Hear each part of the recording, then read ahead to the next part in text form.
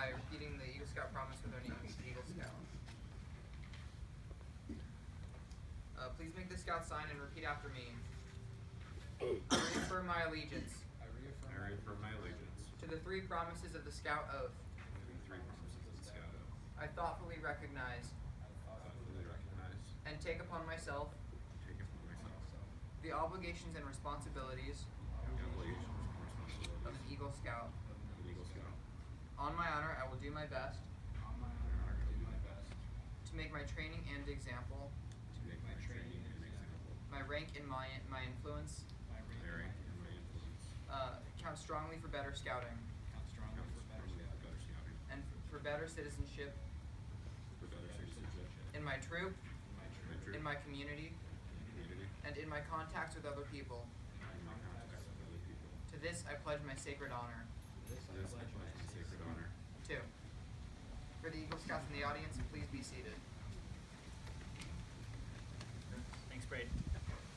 All right, so show of hands here who are currently or formerly a member of Troop 14 or somehow involved in Troop 14. Okay, it's a pretty good indicator of what a community we have with this troop. It's a community that goes back really far too. So we've got this big beast of a trophy here.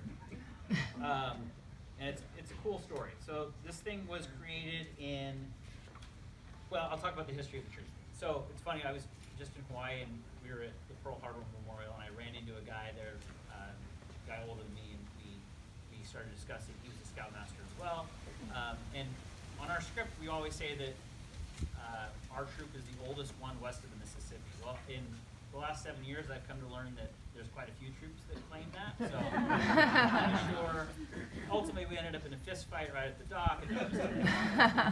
But you know, so we always say that. But what we do know is that Troop 14 goes back to 1922. Used to meet at Fremont Elementary, and then during the big earthquake in Long Beach, that was demolished. And ever since then, we've been at Belmont Heights Methodist Church, which is just 2 blocks away.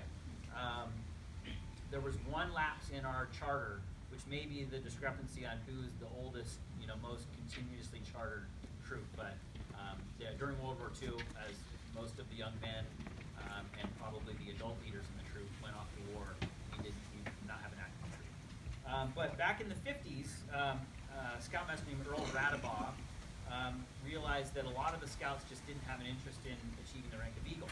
And so he tried to come up with a way of motivating them to somehow inspire them to want to take that extra step to get Eagle. So he created this trophy. It has been added onto. I haven't had to do anything yet, although Jackson told me that we've only got about 4 inches left before we got to figure out some way to add more names onto this thing.